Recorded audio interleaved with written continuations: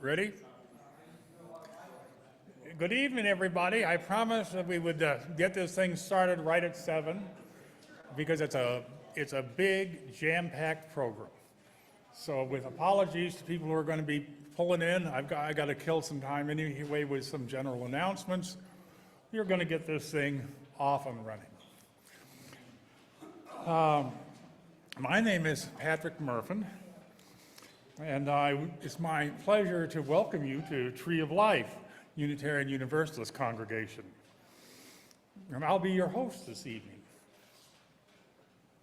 Under different names and in 2 McHenry County cities, this little congregation has stood and acted for social justice, equity, and peace for almost 160 years. In March of 2017, in emergency response to another grim election and the elevation of an avowed fascist and a racist and a criminal to power, we were proud to sponsor the original Poets in Resistance program. It turned out to be one of the most successful programs we've ever had here at Tree of Life. At the time, I said, it has been the historic mission of poets to be the prophets, the Cassandras, and the voices of the voiceless, often in defiance of authority and at great personal risk. Now, we are in perilous times. Climate disaster, war, oppression, and the existential threat to democracy demands that our voices be heard again. 2 years later, with the country still very much in crisis, we planned Poets in Resistance 2, which was supposed to be on the very day the entire nation shut down for the coronavirus pandemic. Scratch one event.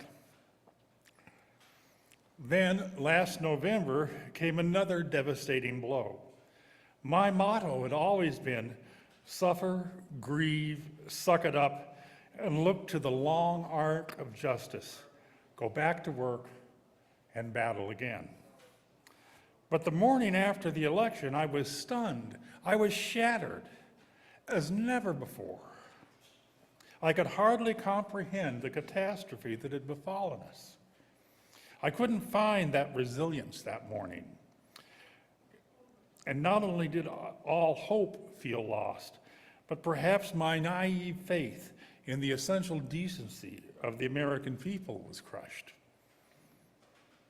Those that I love and care for seemed to be in immediate danger, but I was too paralyzed to respond. But by Wednesday morning, I slapped myself silly and told myself, snap out of it and get back to work. But how can a semi-decrepit old relic like me really do to help out? My marching days are behind me, and as I pointed out in one poem, I would be useless for anything except to be used as part of the barricades. Then it hit me. I'm going to bring back Poets in Resistance. And so here we are again. Tonight, our goals are, our poets want to inspire you to real action. For instance, you can support with your donations and your bodies the 4 frontline partner organizations that we are sharing our collection with and partnering with ongoing. And those organizations, all very worthy and very busy, are the Illinois Community for Displaced Immigrants, ICDI, the McHenry County Citizens for Choice, MCCC, McHenry County Now, and Woodstock Pride. If you have not already done so as you came in, you can contribute to them at the donations table during one of the breaks or at any time. Now, here at Tree of Life, as in you congregations around the country, it is our tradition to open our proceedings by lighting a chalice. And the chalice helps us focus on the program and the tasks before us. We're not asking, it's not a religious ritual that requires your lifelong pledge. It is a blessing for the evening. And tonight, I'm going to kindle that flame with the words of the great Nobel laureate Toni Morrison, who said, "This is precisely the time when artists go to work. There is no time for despair, no place for self-pity, no need for silence, no room for fear. We speak, we write, we do language. That is how civilizations heal. We know the world is bruised and bleeding, and though it is important not to ignore the pain, it is also critical to refuse to succumb to its malevolence. Like failure, chaos contains information that can be used and lead to knowledge, even wisdom, like art." Now, those of you who may have heard me as a poet before know that I often write long and complicated protest verse. But tonight, there are many, many talented voices at hand. I will offer only one super brief piece, which I jotted down just this last Monday. Here it is in its pithy entirety. It's called "Two Contemporary Epiphanies on January 6th. Epiphany, a sudden revelation, understanding, or inspiration. January 6, 2017. This is fucked up. January 6th, 2025. Ditto. That's it.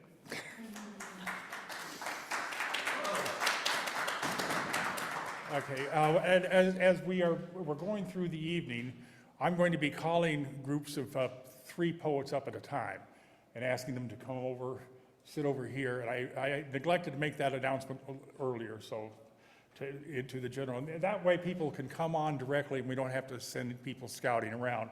And our first 3 poets are Jan Rosen, Tricia Alexander, Alan Shear, Tricia Alexander, and Sam Miller will be in this hour. So I'd first like to open by introducing a woman who was here for our first Poets in Resistance and proud to be here. Her name is Jan Brosen, and she lives and writes in Woodstock. Poetry chose her to play on its team many years ago when she fell in love with the prisoners of Shillong. She has been honing her skills ever since. Some call her a protest poet. She was, and that is what we'd like to know about Jan. And without further ado, Jan?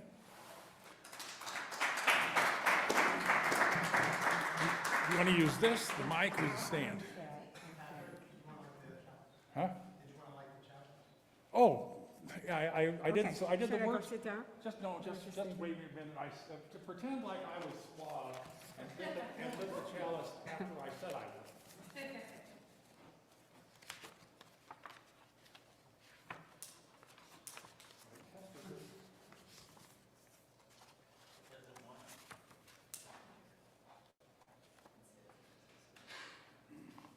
There we go. Hello. I am Jan.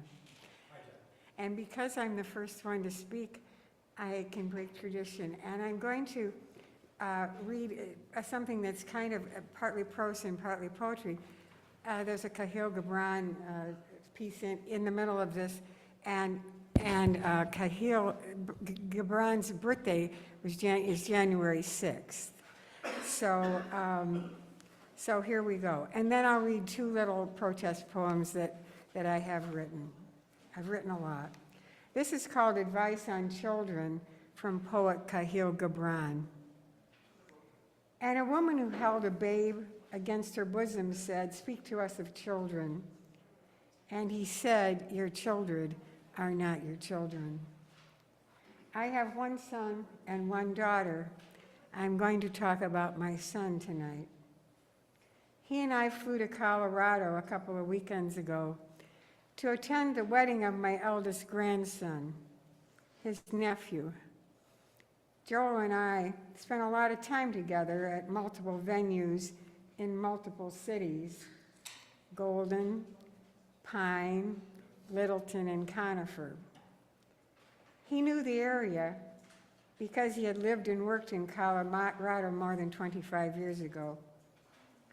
When I wasn't sleeping or deciding what dress to wear or stressing about our tight schedule, I noticed that he spent a lot of time checking out a motorcycle that he intended to buy on his phone.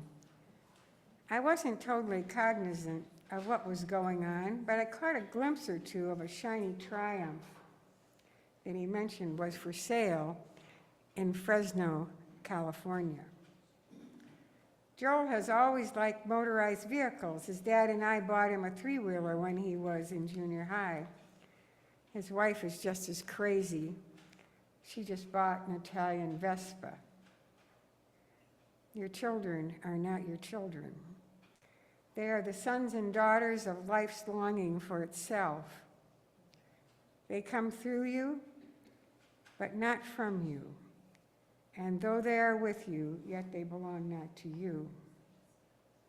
At some time, I believe I asked what was going on, and Joel said, if that particular Triumph were for sale in the Midwest, the deal would already be finalized. My heart skipped a beat because motorcycles scare me. He continued that the online negotiations involved getting the bike to Illinois, and that detail needed to be solved.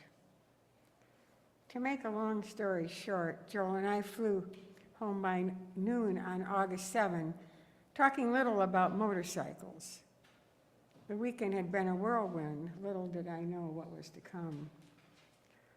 On Wednesday, my son drove to Woodstock to mow my grass. When he finished, he told me that he had purchased the bike and was flying to California. On Friday, he actually asked to use my Visa miles. He was going to ride the bike back to Huntley, where he lives. He was psyched about the adventure on a bike he had never seen in person, nor had he ridden it. He told me that he had been riding Triumphs all summer in preparation for purchasing this one.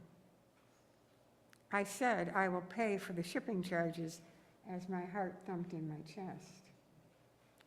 He said, I know you would, but the companies aren't reliable, or they won't start for Illinois until they have a full load.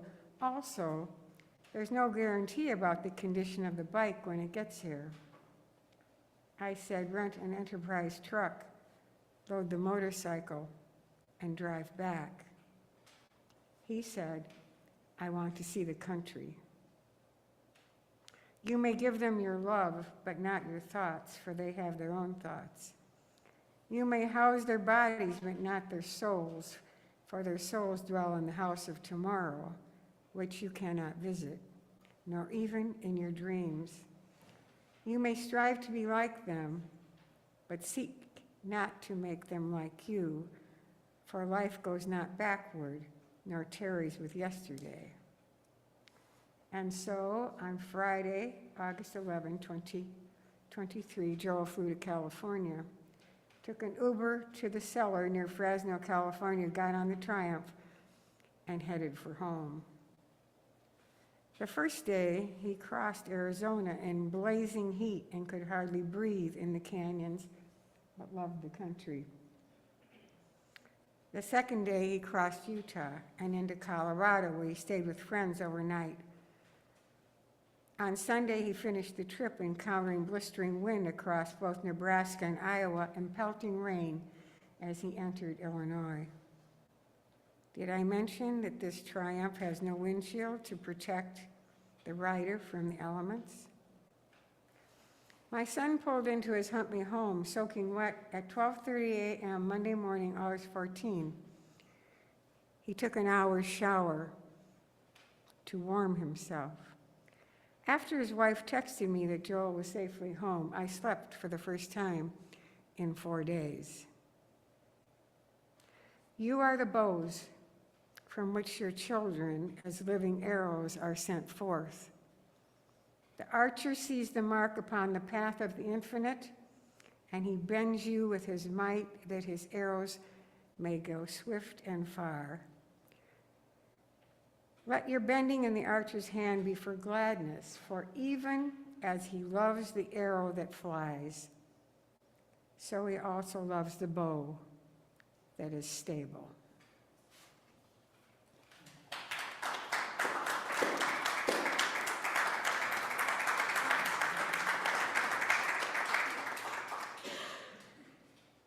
In 2013, when Sandy Hook happened, I wrote this poem, 2013, and it's based on a line from an Emily Dickinson poem called Could It Be Madness This? It's a pantoum, so you hear the lines going around and around. And then I'll read, my last poem will be Enough, and I wrote it last year, and we'll see what progress has been made. Circle 2013. Could it be madness this? 20 children murdered in their classroom. Blessed are little children. Sandy Hook Elementary School. 20 children murdered in their classroom. Gun sales skyrocket since shootings. Sandy Hook Elementary School. Love your neighbor as yourself. Gun sales skyrocket after shootings.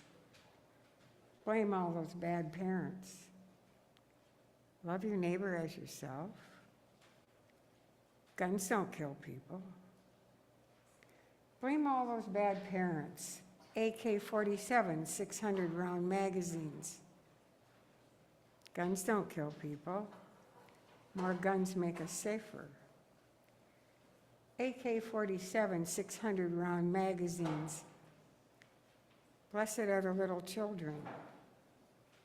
More guns make us safer. Could it be madness, this?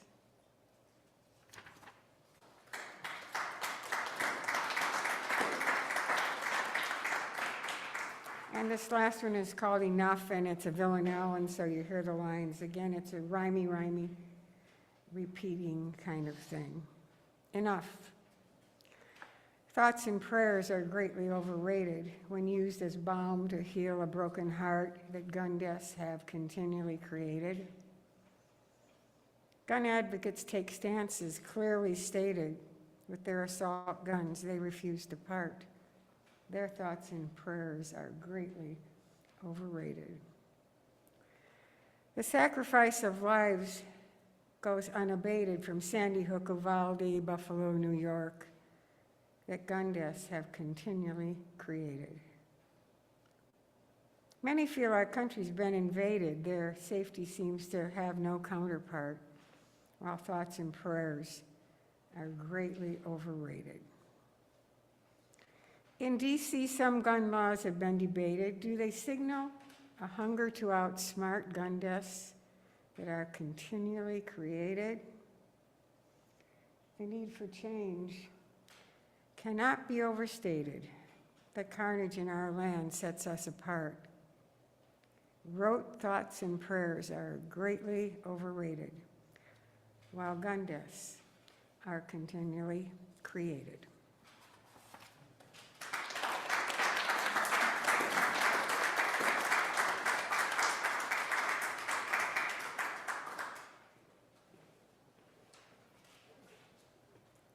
Thank you, Jan.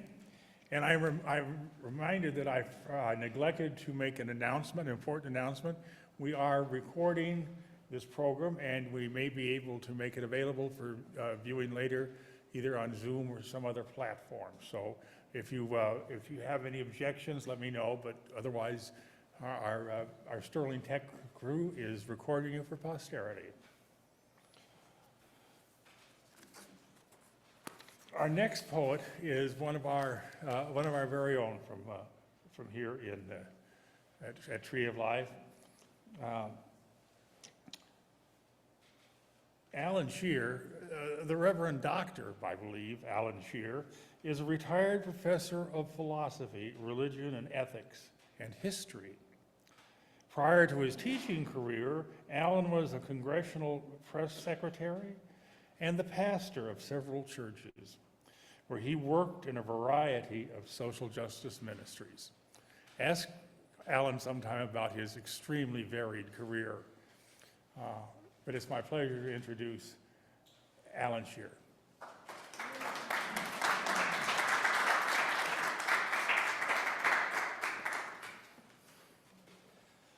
I attended Wilmington College undergraduate, which is a Quaker school, Society of Friends outside of Cincinnati. And its slogan or motto was in Latin, which I do not remember, but I do remember the English translation, which was, "Not by giant leaps, but by many small steps." Small steps must suffice. Dug down deep, finding my well of righteous indignation gone dry. Dusty silence, shadow empty. Anger evaporated, leaving faded outlines. Where once shock lay stocked, awaiting fresh assaults. Act we never from a surety of ensured results. Reversing my lost vote values is not my destiny. We cannot perceive nor prevent every eventuality. Only confront the detritus found following landfall. Hope is more medicine than meal. Even so, deny disenchantment's embodiments, welcome your weakness, embrace that infant influence, accept reality's transience. Thank you.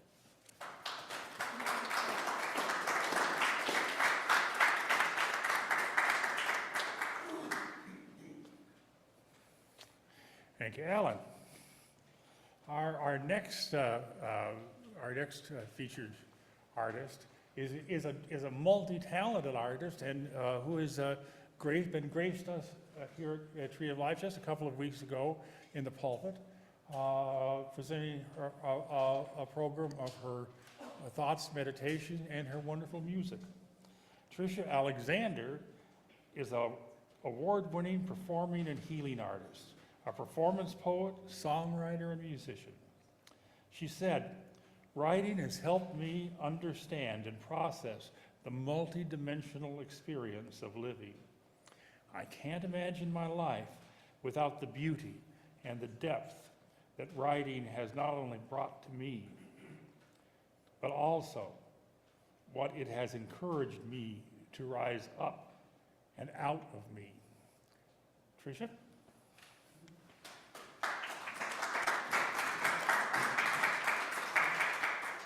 Thanks, Patrick.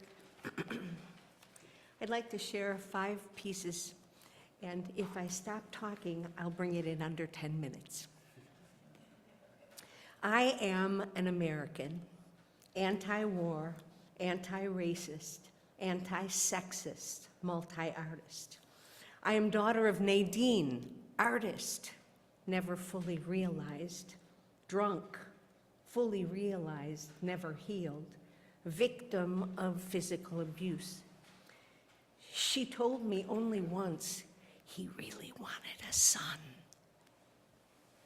I'm granddaughter of Mildred, artist, never fully realized, co-alcoholic, never healed, victim of physical abuse.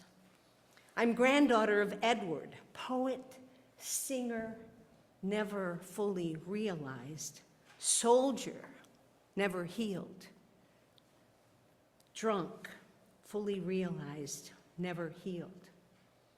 They named me white, weaker, wench, babe, broad, boy, crazy, bitch, incapable, inadequate enabler. Non-sexual, too sexual, unsexual. Granddaughter, daughter, sister, wife, drunk. I'm a product of my environment. Not thin, not blonde, not beautiful, not brilliant, not good enough. They named me. Them, branded with their illness, blinded by their rage, blissful in their ignorance. They were wrong. And now, they're dead. And they're wrong. Now I name myself. I name myself person of color, healer, woman, wise. I name myself creator, artist, musician, poet, giver of life, lover of earth, child of God. I name myself survivor of physical abuses, sexual abuses, mental and emotional cruelties, alcoholism, capitalism, sexism, and Christianity. Now, I name myself truth. I name myself traveler, teacher, too long in the dark, too far from the center, too tired to pretend, not white, not rich, not stupid, not buying any of this anymore. I am an American, Assyrian, German, Christian, existentialist. I am an anti-war, anti-racist, anti-sexist, multi-artist. I am daughter of Nadine. I am female and feminine, she and 73, in love, in pain, infuriated, embroiled, empath. Now, I have named myself.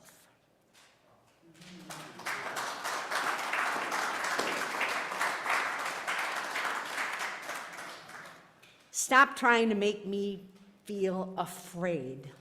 You will never win because I am rooted in life, in earth, in love's undefeatable power, undivided, unified, one world.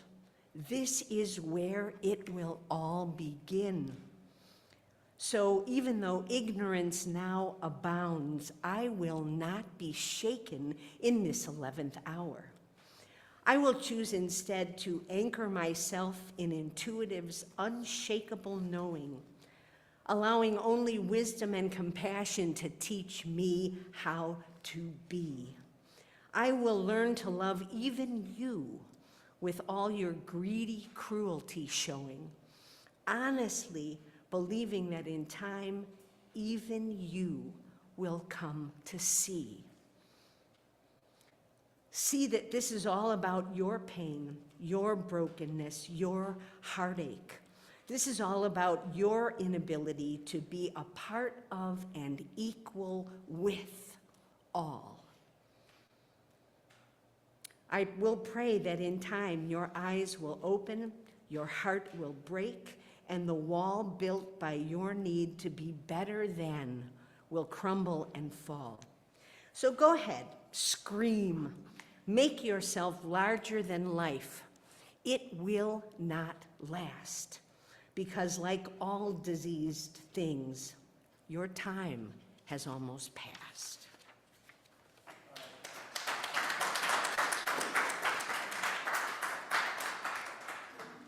Step by care-filled step, I follow compassion's breadcrumbs. Still stumbling even after all these years, sometimes blindly. Still not feeling smart enough, not brave enough, and all thumbs. But still walking forward, absolutely certain love will guide me.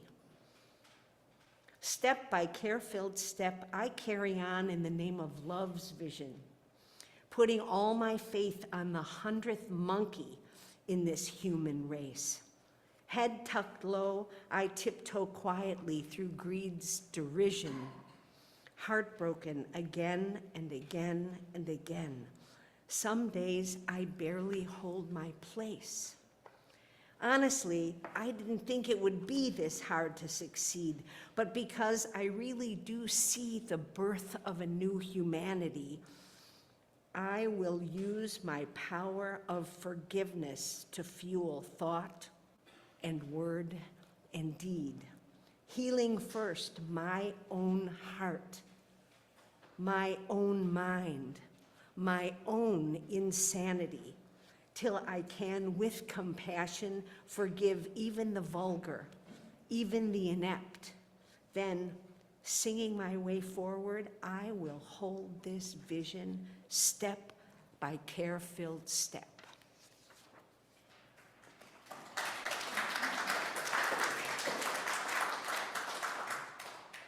I am not a Democrat. I'm not a Republican. I am an earthling, raceless, colorless, gender neutral, centered in life in the longer view, grounded and green and growing, forever following the time-tested teachings of my elders, the trees, rooting and reaching, deepening and expanding, then blossoming and ultimately gracefully letting go. I'm not religious. I am spiritual. I live gently with all that is. I breathe easily with all that is. One being all. Actually, I'm not an American. I am a child of the universe, waiting, patient, and absolutely certain the dawn is coming. Then we will be the light together.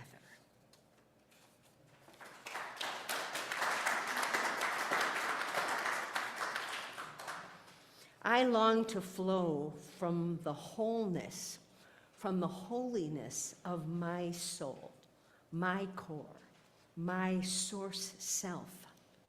I long to deepen, to blossom, to flower into my own full awareness of joy and harmony, creating my life, creating my world, rooting there, then reaching from wholeness, rooting there, then reaching into wholeness, growing always from wholeness to wholeness, being in the world with intention, waking moment to moment and rising moment to moment, whatever is going on, whoever is going on. I intend to live in ableness, able to believe, able to walk forward, absolutely certain that every experience, every moment, every single breath is working for my good, for my growth. Then, to remain able to touch with absolute certainty the presence of spirit that underlies everything, expressing, motivating, manifesting through every courageous word I dare to speak and sing and write, with every intention I dare to dream, with every single step I am boldly able to walk forward, secretly, quietly knowing that with every step the path will appear, even when I can see no path. Because I have learned to let go of even the idea of security. And because I have birthed the knowing that my only real power lies in my becoming even more me. Finally, I am awakening, connecting to the depth of my own inner consciousness, my own awareness of pure spirit, maiden, mother, priestess, crone. Yes, priestess, then crone. Finally, she has arrived.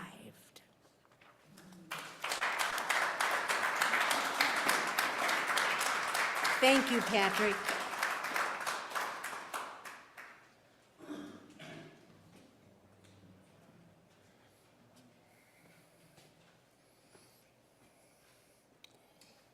Our final poet for this hour is also our youngest poet and another member of our congregation. Sam Miller is a Crystal Lake resident and an art student at McHenry County College, but he is so much more. And I think he will let you know about that. Representative Sam.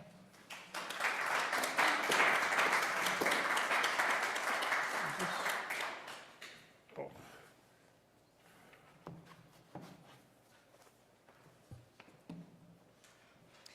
Hello. I have 3 poems for you today. First, The Weavers of Time. We were the weavers of time. Chipping away at a never-ending tree like beavers, I still think of that old cedar, insensate and feverish. The cleaver severed the threads of fate. The screams come to a fever pitch, then they sedate, as we forget. But that old cedar silhouette still stands, hollow from the twisting of time. Oh, the twisting of time. Nomad of sage. I sage the pungent air from my cage. Begone my fear, which I held dear. I rage at the beings holding me here. We're in the space age, and yet all I see here is a rampage and rubble. The plague ruins us, why they sit above. I rip my own rib and offer it for a chance at freedom, but none answer. God is dead, we killed them with cancer. Mine, my own skin. If the church knows my sins, tie me up by my limbs to a white birch and kiss the so-called king's rings. If the gods know my sins, let the false goldenrods gather, and may the white horse grin. What are my sins? To live freely in my own skin? Or to go against a society built upon slavery, stare at me with steely eyes, and call the church. No amount of your chastise can demise me. Perch on your lonely golden throne, I urge you to think wisely about those who died in your sick purge. Thank you.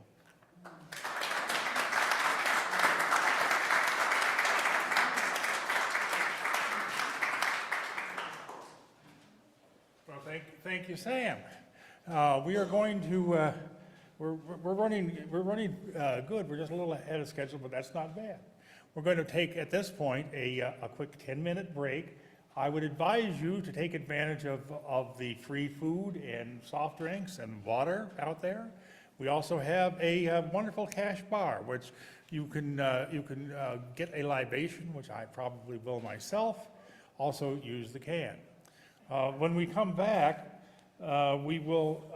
I'm going to ask the following 3 poets to position themselves over here so that we can get them right on. And that's Ken Bonds, Julianne Moore, and Edward Philip I always stumble over your name, D'Onofrio.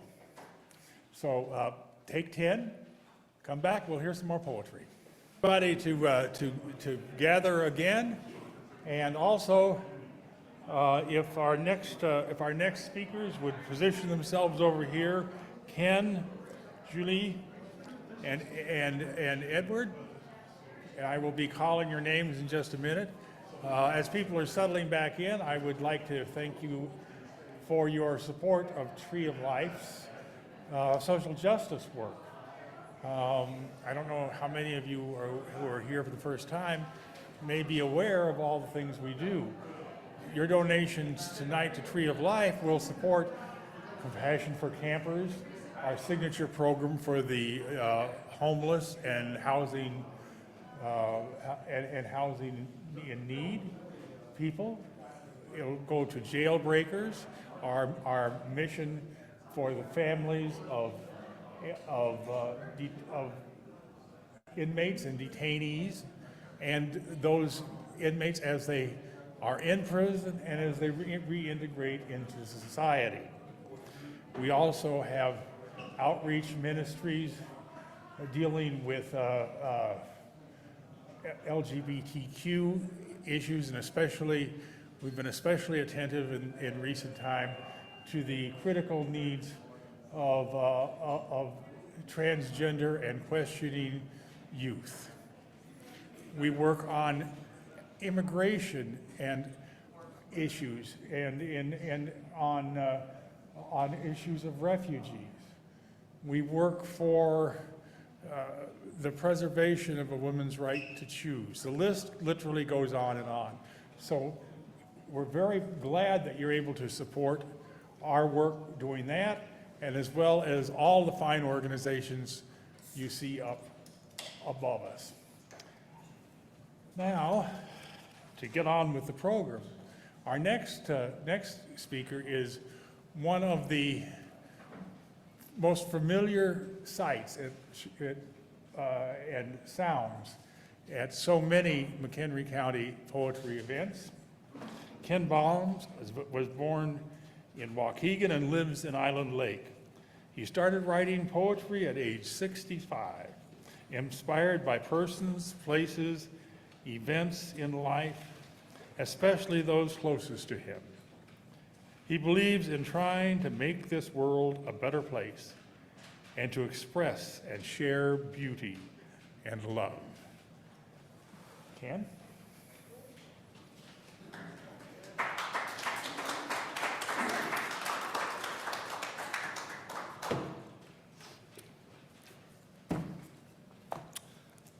Went through a few of my books.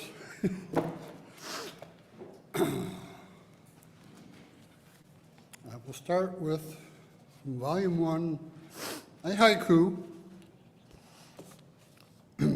Political facts, difference of opinion, whose lies we believe.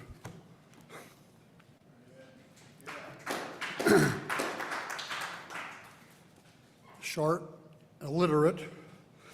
Most of mine don't rhyme, but I do love alliteration. Called Protesting Poets. How appropriate. Protesting poets, praising the prize of peace, prying personal pleasure by applying pressure on politicos.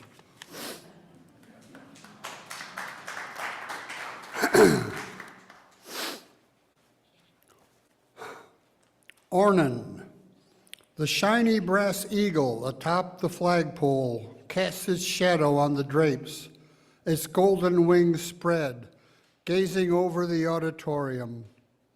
A flag draped around the pole, a metal bird and a colorful cloth, a mascot and a symbol of a nation standing for freedom, representing liberty.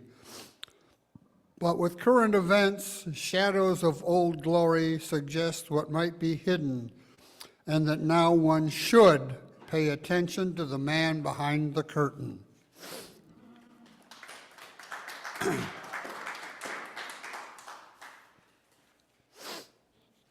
Okay, a couple more haiku. Vote for Antichrist, bring about second coming, but I don't think so. Patriotism, more than picking up a gun, aiding fellow man.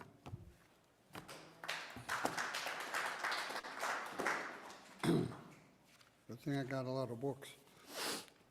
Which is this? Autumn 2020. Let me fix my glasses. In the midst of autumn splendor, splendid colors, marvelous hues, comes about the black and white with few shades of gray of an election. An enthusiasm for each one's cause, blended with feelings of anger and fear, attempting to rouse the apathetic and weary, both factions convinced the other's victory would bring about the nation's doom.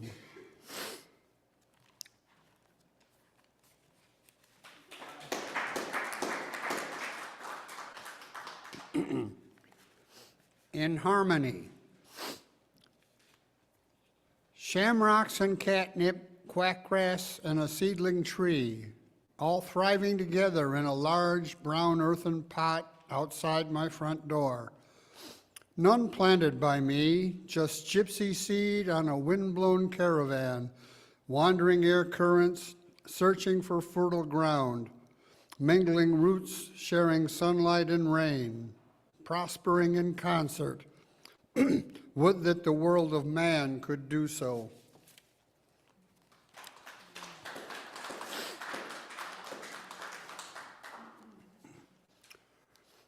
This was written for a poetry workshop, which is not a whole, anyway, called Illumination.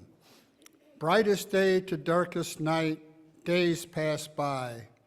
In the soul, a territory of emotions, sunniest days may bring cloudiest moods, blaming circumstance or others for our dismay. What if I am the darkness, cause of such distress? Certainly not intending to. Unintended consequences. Perhaps I just don't see it. Searching back alleys of my soul with spiritual candles, illuminating a subconscious, mumbling sinister instructions to myself. In low levels of illumination, in midst of shadows, blinded by light, on the other side of darkness, answers await.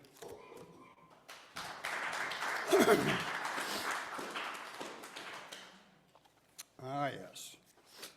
This is one I wondered why it took me till 70 to whatever, called Allegiance. To pledge allegiance to a flag, to a cloth, a symbol, a representation, not so for me. My fidelity is to our country, its land, water, and air, to the nation, its people, persons of every race, color, gender, ancestry, birthplace, place of residence, faith or lack of, citizen or not, due respect by nature of being human. My fealty is to preserving environment, resources, opportunities for all that none may want, that all be respected in a brotherhood and sisterhood together, that our flag may wave proudly in true liberty, justice, and fairness for all. I pledge allegiance to the United States of America, a republic, and its flag, which represents it, one nation under God, indivisible, with liberty and justice for all.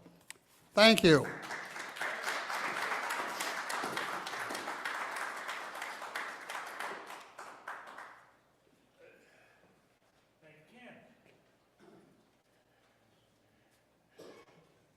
Next up, we have a woman who was here, not here, but at the old Congregational Unitarian Church in Woodstock, our predecessor organization.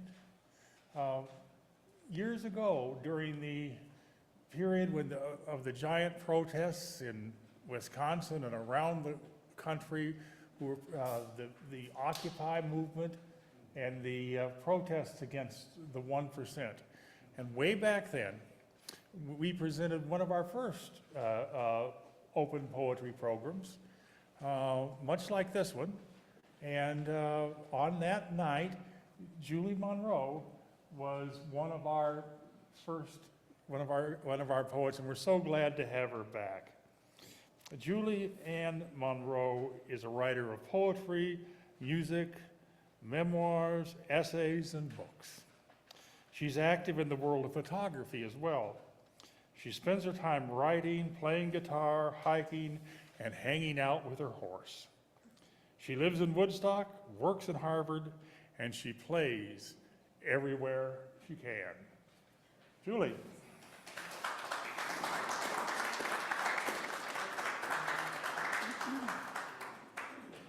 Thank you, Patrick. Wow. Yeah, that was a long time ago. Was that like when we did the Poets Against the War thing. Yeah, we did that, and we also did something else here, too, that I remember doing, yeah. Thank you for doing these things, they're so important. Hi, everybody. So, in preparation for this event, even though Toni Morrison doesn't get quiet for this stuff, I do. So I did. I tried to be quiet. I prayed. I tried to listen to what my heart was saying. I tried to listen to what God is saying to me. Yes, this presidency feels tragic. It feels wrong that it could have even happened and that he was elected. I could scream. We could scream. I could cry. We could cry. But what can I do now? Now that this is a reality, I don't want my energy to be another oppositional voice that people brace against and can't hear. I want to raise awareness. I want to cultivate love and compassion. And so I will keep planting the seeds of awareness, of healing, of love, of recovery, because even the sadness of tears can be the water a dry garden so desperately needs.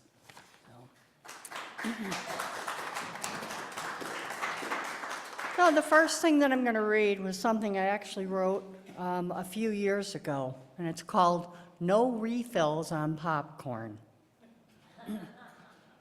I bought snowshoes today to be able to walk in the silent woods, to be with my thoughts, to drink in the purity of the air, to reach for the God who keeps reaching for me. And I thought of the fires in Australia and how a third of the koalas have perished in the flames. And I sobbed until I could hardly breathe the purity of that air. My tears won't put out the fires of global warming. My tears will only melt into the snow beneath my feet. And then I thought of the drones that America has used to strike and kill humans at a Baghdad airport, and I fell to my knees in sorrow. This is not a Star Wars movie, brothers and sisters. There are no refills on popcorn. And I thought of this crazy gospel that I am trying to live, and how my desire to live it means that I must put one foot in front of the other in the fresh snow of this day and try to love anyway. Though the snow still falls in white blankets and covers everywhere I've been and everywhere I'm trying to go.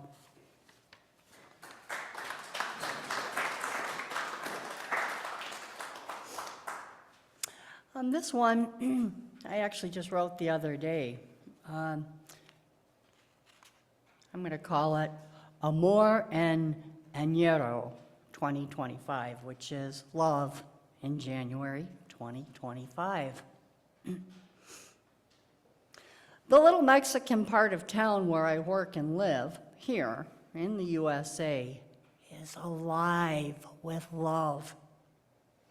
Seems like Mary has a grotto on every street, and the statue of Our Lady of Guadalupe is always there to greet me at my favorite restaurant, where the young waitress with the long black hair and the beautiful smile may well die from ovarian cancer, because of course, she has no insurance, and therefore has no rights to live here or anywhere else, unless she can afford to be alive.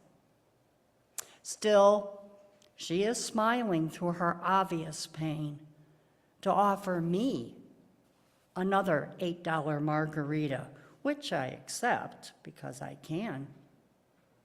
I leave her a big tip, but it won't save her life.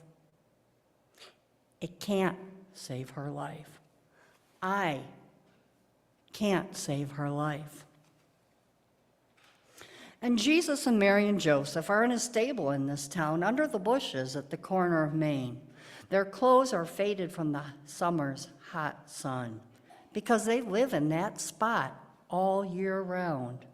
They never get put into the attic with the other decorations. They remind me every day that the love that came to this earth was not just for a day or a season, but for all time. And 2 blocks down the road in this town, another Holy Family sits on the broken steps of a sagging, fragile porch.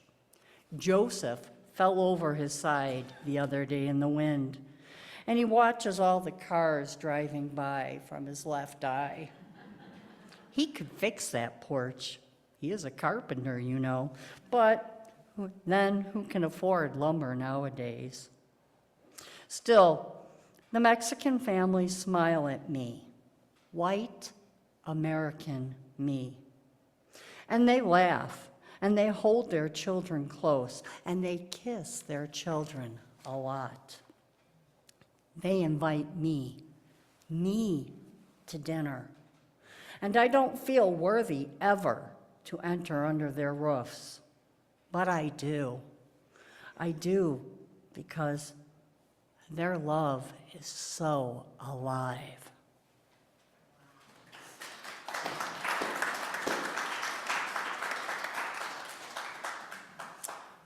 And this one is my last one. It's called The Oaks at Big Timber and Route 47. My voice is so small. Sometimes I don't even try to talk, except on paper where I can scream and weep for the sad injustices in the world. Who cares that I care about the 300-year-old oaks that were cut down to make another subdivision that looks as pale as plain as every other subdivision that has creeped across this country like a dry rash that will never go away? What if I kneeled at dawn before the construction crew came? What if I kneeled at dawn, wept, and prayed? Those oaks have had more life, more history than my little life is capable of. Those oaks filled the sky. Those oaks reached out their leafy arms to the sun. They held each other's hands like roots underground. And I am not the same because they lived. I am not the same because they died. I am not the same. And whether I screamed, prayed, kneeled, they are gone. Nothing could stop those bulldozers or those men with chainsaws that cut the oak's thick arms, cut the trunks of their bodies as the birds flew away from their homes. I kneel now in homage at dawn, and no one knows the funeral I attend.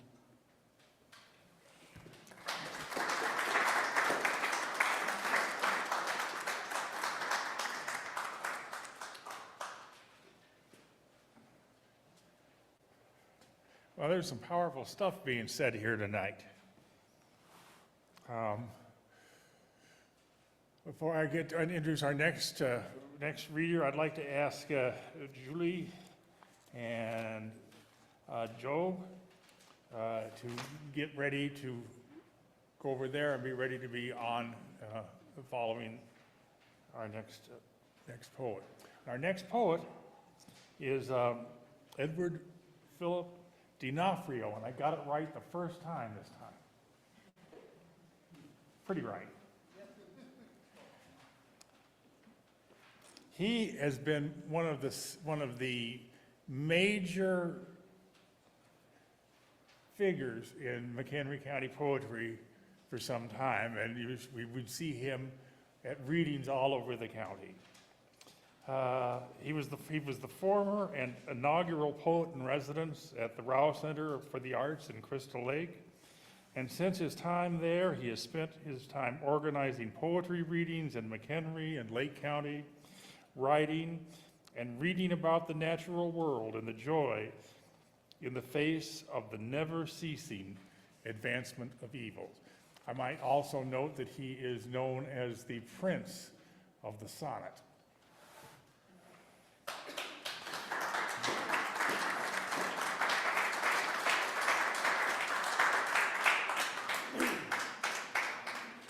Thank you, Patrick. I'll start with a kind of a modern take on a sonnet, I guess. It's not rhyming, really, but it just so happened to be 14 lines. So, this is called The Lecture, and I start with a quote, "We need each other to heal each other. It's like a parable of what's going on now. Often, allium blooms periwinkle beside those prairies under perhaps an ash beside a road. Some ditch royals with bilge and oil tinged with gold. Cinquefoil and bindweed grow out of broken earth, some breathed away from soaked wood piles near those black chickens. Inside the living room, a botanist speaks of growing dropseed or cornflower, while herbs roast atop scones in an old oven, lifting and rising as ancient spirits prowl meadows run down by tired roads, unblessed."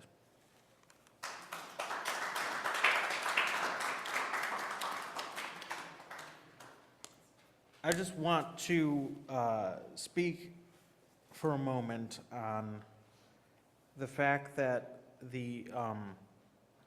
in the face of what seems like a never tiring, never ceasing evil that we are witnessing right now, the greatest form of revolution that we can enforce in ourselves and in others is to smile in the face of adversity, is to find moments of joy and to celebrate those. And even though it seems at times irresponsible to do so,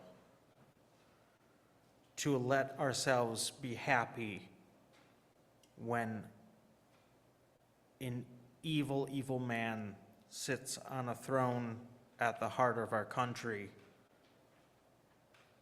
if we let them silence us, if we let them make us frown, we are letting them win. We are doing the greatest disservice to ourselves, and there is no greater form of protest than to smile and let yourself feel the bliss of the sun and the natural world, which, God willing, they haven't taken yet.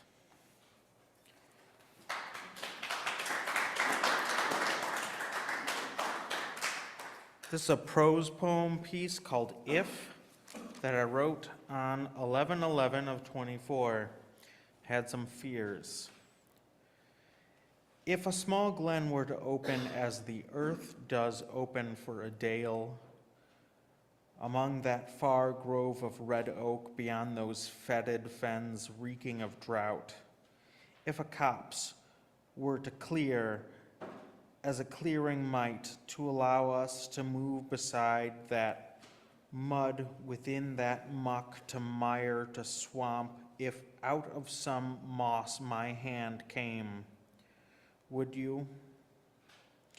If craggy and split as bark, my fingers dried and bloody from kneading dough, needing you to nourish you, if cracked and burnt, my palm reached for your cheek, or my lips salted and scented of allium, would you?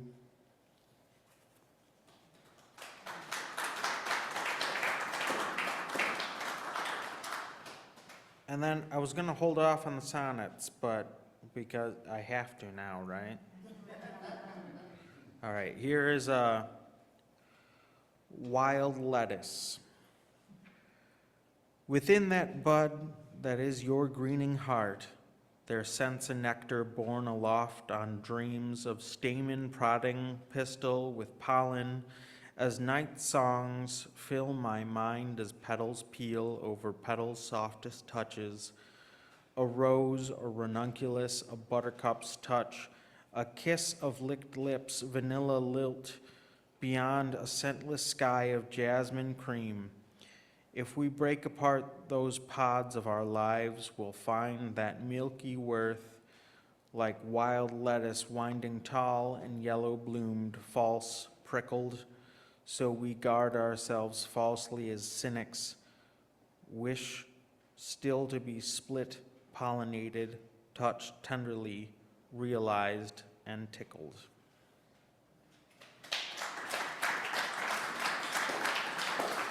Do I have time for one more? All right. Here is another prose piece called A Pond. There is an old pond, by the by, and large enough only to rise upon a morning following a heavy rain, and after such a rain, a blanket of green, a quilt of living sea foam hugs its shore, pulsing with heart beatings of drizzled droplets and fluxes of waxing, waning lines of sight, obscured by late summer mists or erosive lappings light of moonlight made manifest. And within this pool one could wade waist deep, wishing to be one with those floating roots of the algous moss coverlet, and lay among broken terracotta seed pots or stone made smooth by tongues of the pond, licking and slurping its soup, a liquid orobus to the inverted sky, pebble dumplings as clouds and seaweed, a borealis swaying against dawning night made morn by starlight, and look down upon green earth buoyant and bearing above as that mint-colored flying carpet drowns us. Thank you.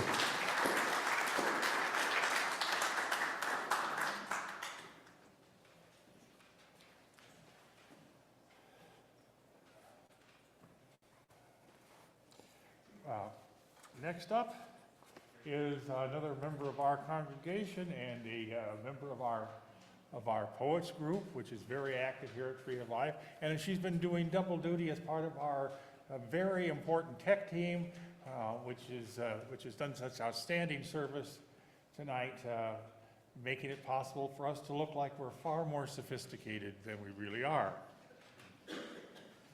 Julie Huddle grew up in McHenry County, returning here after living a variety of places, including Nepal, where she was a Peace Corps volunteer, and Colorado.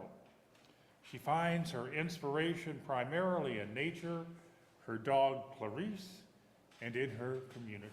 Julie?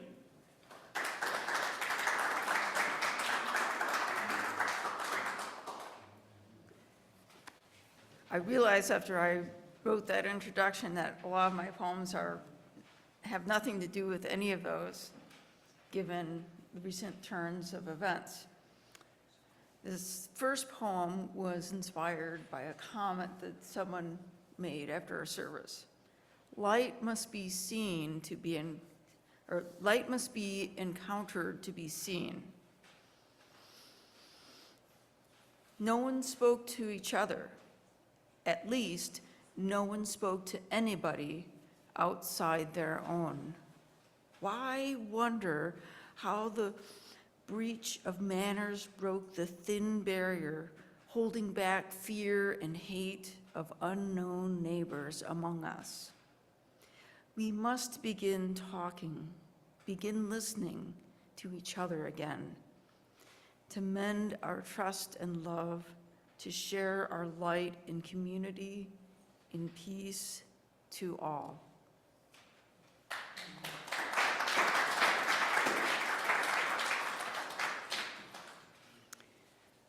I was looking at the images of LA the last few days, and it seems like a lifetime ago that a few months ago I was looking at scenes of a hurricane, which is when I wrote this poem, Loss. What would you do if a flood washed away all you loved, killing family and friends, leaving you alone, clinging naked to tree branches? Could you find enough hope to come down and rebuild a life in the emptiness left?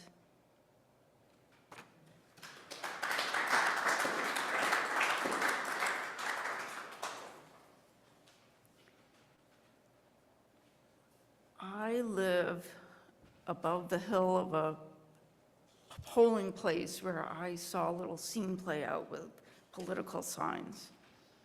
And this next poem was kind of inspired by that. It's called Cheap Speech. 14 days remain for signs with names to be planted in the ground one day and plucked out the next. Candidates craft lines that echo over talk shows and news, smear over social media posts, splash through headlines. Do these words contain seeds capable of growing into the answers we need, into the reconciliation we crave? Our country shreds itself into smaller and smaller pieces that have become harder and harder to stitch together into one piece. Here we are, moments of civility, forming a fragile surface over the bubbling vitriol underneath that threatens to blast out, reshaping landscapes and choking the air with hate.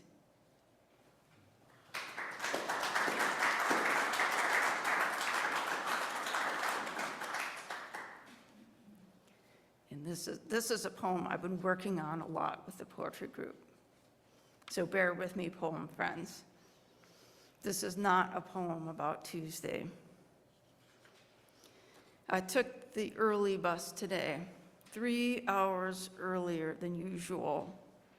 I promised Grandma I would vote today and woke to find our voting place had moved 3 towns over, almost in the other county. When I arrived to vote, all the ballots had been cast, and it took more than 3 hours for more to be delivered. I took the early bus today, 3 hours earlier than usual, and I arrived at work more than 3 hours late. I hope I don't get fired.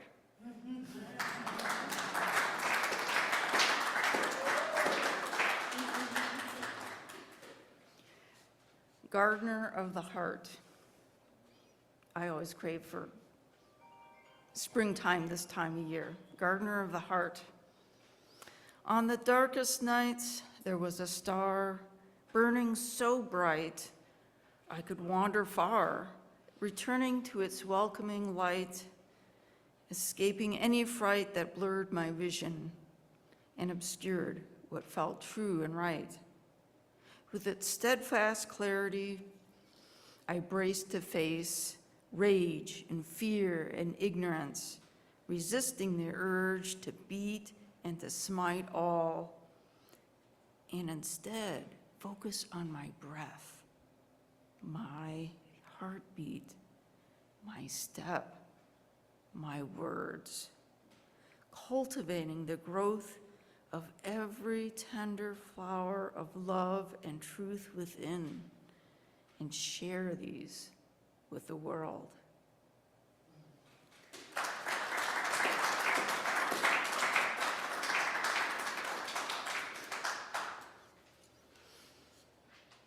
this is not a poem about Monday.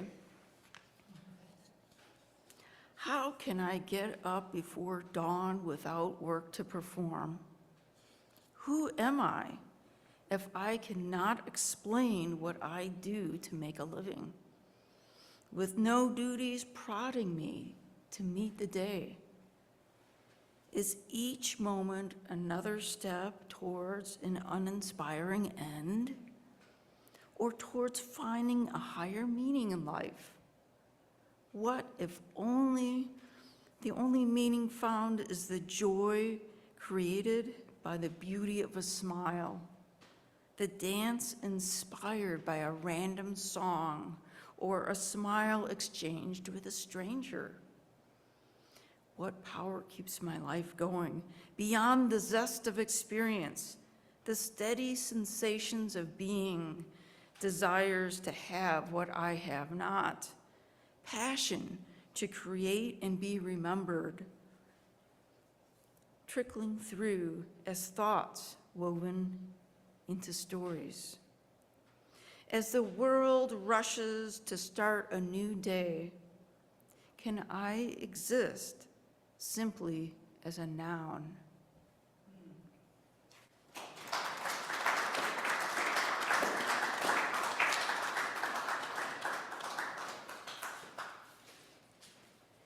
This one I've been working on for about 4 years.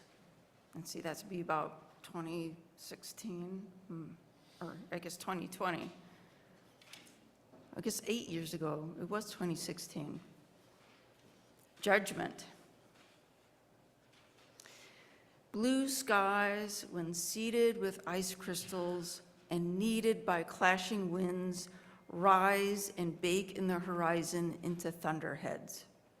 Many gods, made in the image of human values, human selves, stir in our clashing views, then bloom like clouds watching us.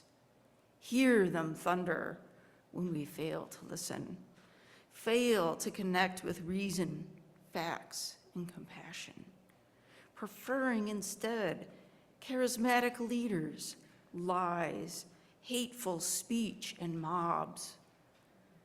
See their lightning when we turn our heads away from cries and close our eyes against the suffering surrounding and among us, letting pain rip us apart. Feel God's tears falling steadily from above when we fail to listen and act, falling short of cultivating respect and justice in our communities and country.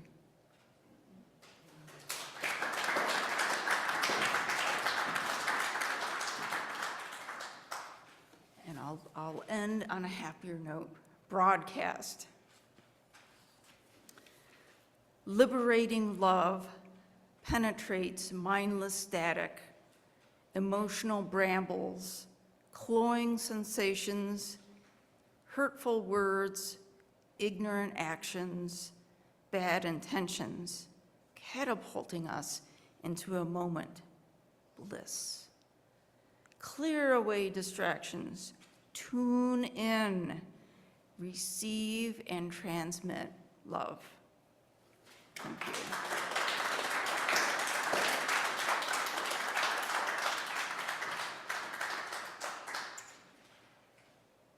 Well, we're moving right along in the program, and it's time for us to take another short break, more of an opportunity to get treats and booze and pee.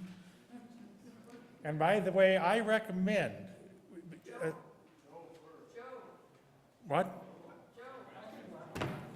Yeah, no, fine. I misplaced myself on my script.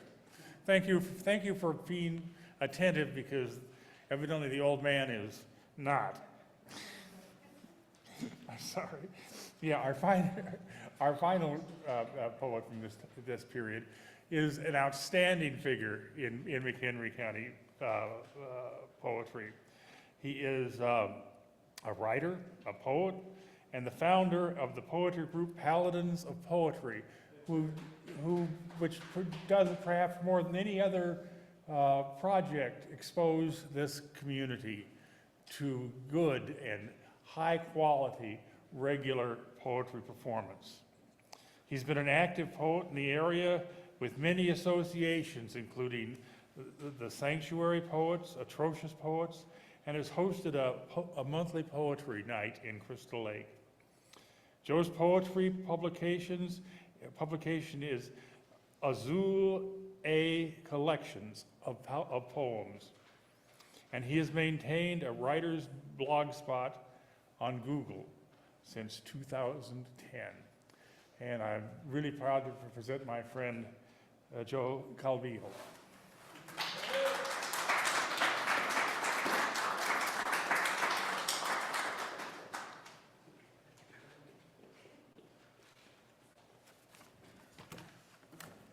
Good evening, poets.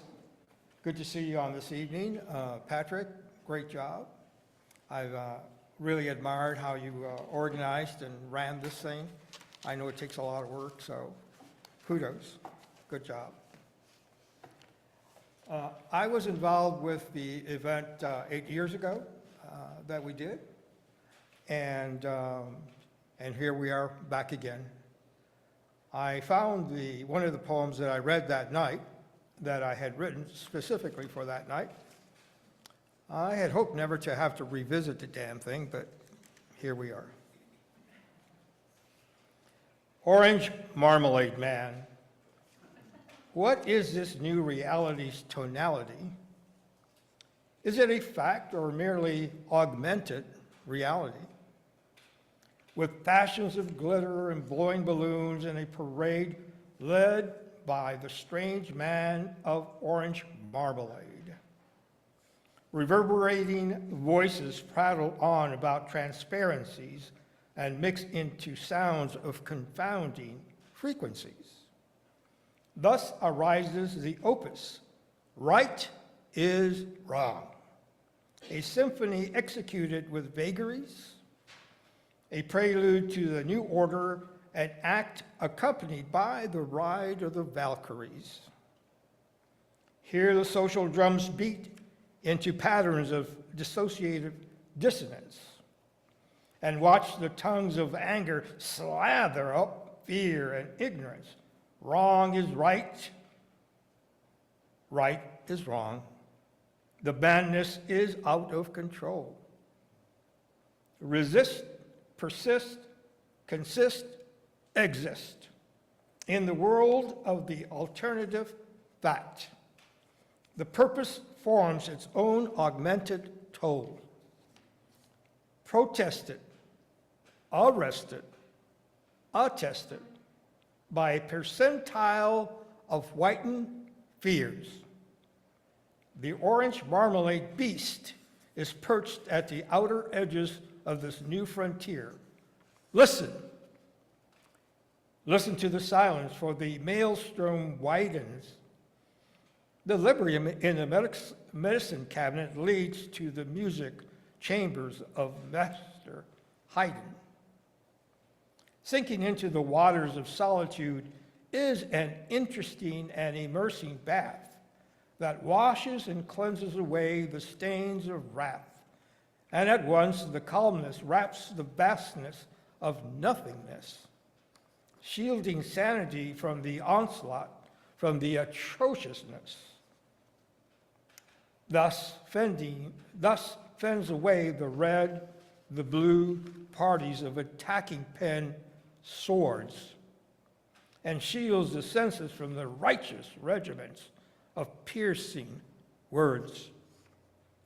Finding, identifying, complying to the political points of these augmented realities that are conformed and transfixed with mazes of dualities, soothes the ego with turns and winds, so to please the id.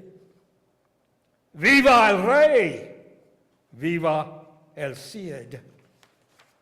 The exploits of the orange marmalade man are rationalized alternative truths resplendent in gold leaf scam and formed into nonsensical terms wrapped up very nicely into silly midnight tweets and lumps and bumps and bumps that suggest that one should suckle at the orange marmalade's tits. Oh, orange marmalade man, what is it that you say? You sullied the White House promenade again today? Yes, indeed. Nothing else matters, for the Hetfield and Ulrich play never cared for what they had to say, never cared for the games they play, never cared for what they know. Nothing else matters. You must go. Oh, orange marmalade man, why is your hair so aglow?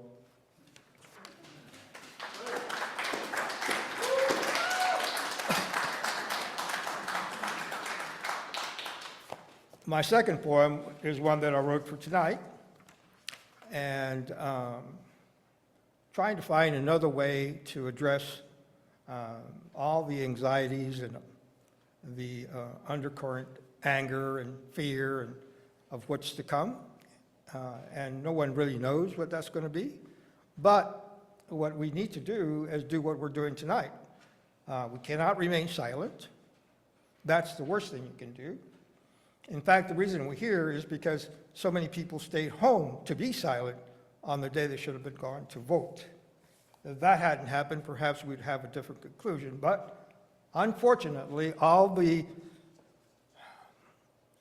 protests, all the yelling, and all of that isn't going to do a damn thing if we can't get that energy to result in people voting, in actually voting, especially on local elections. So if you are able to influence people in any way, whether it be by your words or your presence or otherwise, find a way to get them to vote. Otherwise, all this is just poetry. Purpose of unity. This story is open to all creatures. Know that not all creatures are in the story, nor is every person being a creature a beast. However, to understand the silence echoes clearly that not every creature or beast is a person. Many beasts are quite a nice lot. Some persons, they are not. Every story has a creature to define, although not every definition that fits the story. Some stories need a mask, a guise, a personification of life, a purpose, a context, a forum, a conform, a place, and a relative time in infinite space. Where Prosopopoeia is an entry galaxy, there is Andromeda, there is Circinus, the Eye of God, there is Helix, there is Paramecium, there's Triangulum. All galaxies and clusters are galaxies and trees, not mentioned or measured by any Maphia, known or imagined by dream or by design, whether by instinct or survival, whether beast or person. There is a story, birth, life in an instant. An infinite story, a finite point will find one, a singularity of waves and particles. A quantum, the frequencies will merge, and in their harmony become still chaos in the event horizon of the story of rebirth. A new generation of existence and a new myth of another poet. Excuse me.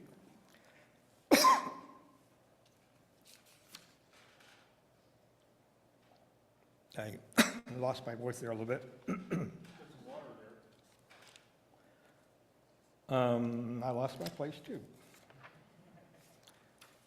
From an infinite story, a finite point will find the one, a singularity of waves and particles. At the quantum, the frequencies will merge, and in their harmony become still chaos, into the event horizon of the story of rebirth.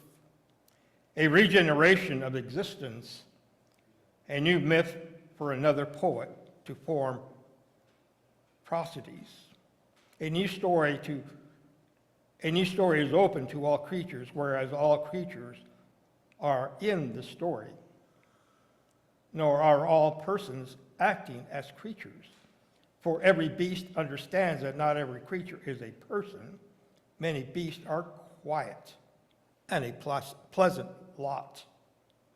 Some persons, they are not. The beast may seek life in their needs, whereas persons can speak and sow seeds, but creatures are silent voices to the universe. As the waves of sound have no passage, no ticket there. Thus, words and words and words of poetry and verse need different ways to speak, to yell, to converse, to rebel the face of all creatures that march on a picket line. The universe is all things and all creatures indeed. Every story has a journey that must be taken. Some journeys require endless travels. Some travels never leave to find a road, a passage, a mystic view. Some travels are an endless trek. And yet, to utterly understand the infinite points, the quantum mysteries within being, one must follow a thing, a beast, a creature, a person to be. To be what? Asked the universe in the echoes. To be a thing, to be a beast, to be a creature, a person. And to what purpose? Responds the silent space. To live in a creature's life with all the beasts and all the things as one. To see all persons, all things have claim to be or to not be weighed and measured by their place in the universe such as it is, to stand with point and purpose in harmony with self, with beasts and the creatures all gathered as one within the intent of the madness and the maelstrom of purpose. What is your purpose? Thank you.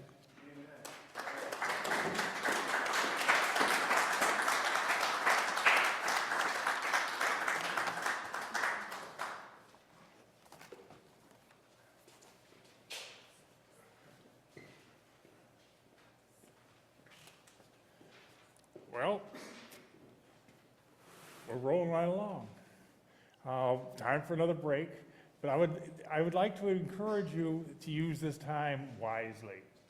Why? Because our last hour is filled with some high potency, high power, high octane stuff.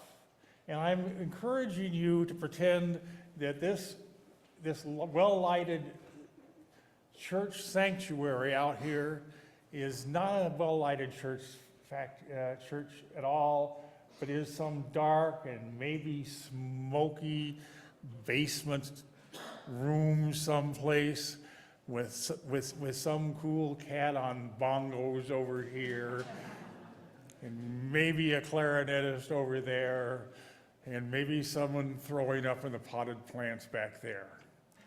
Because that's the kind of place where powerful things have happened.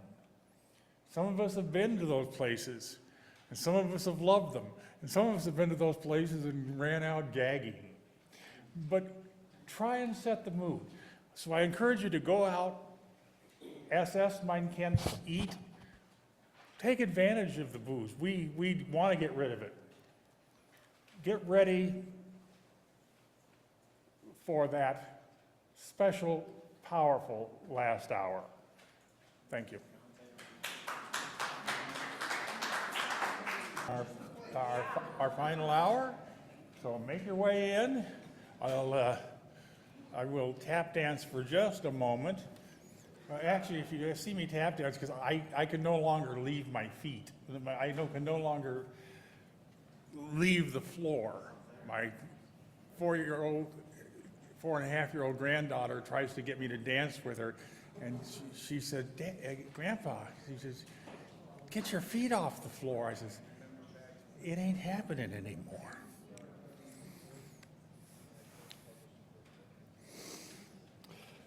Well, here we are, and we're here in the back,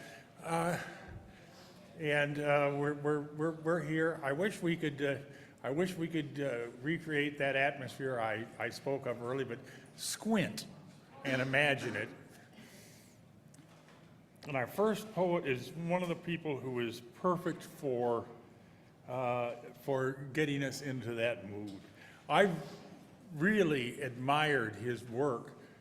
I first met him at a Paladins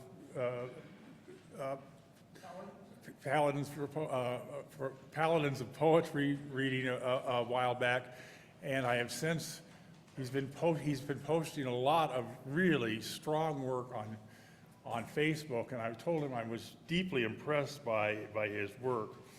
And that's Luke Welsh, who lives in Northern Illinois, where he works as a sign language interpreter. Oh.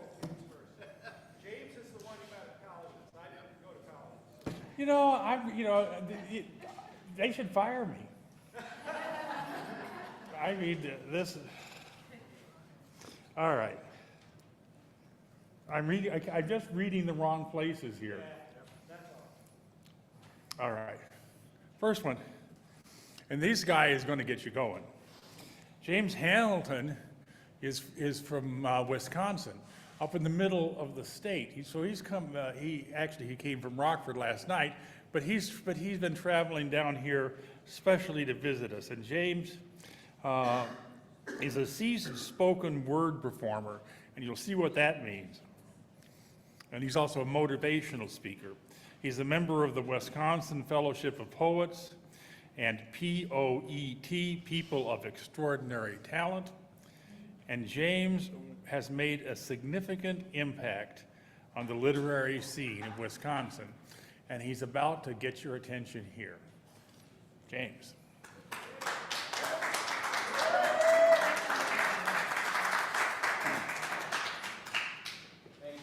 Thank you. Yeah, like you said, I'm from the red state to the north. Election day happened and we fucking screwed the pooch.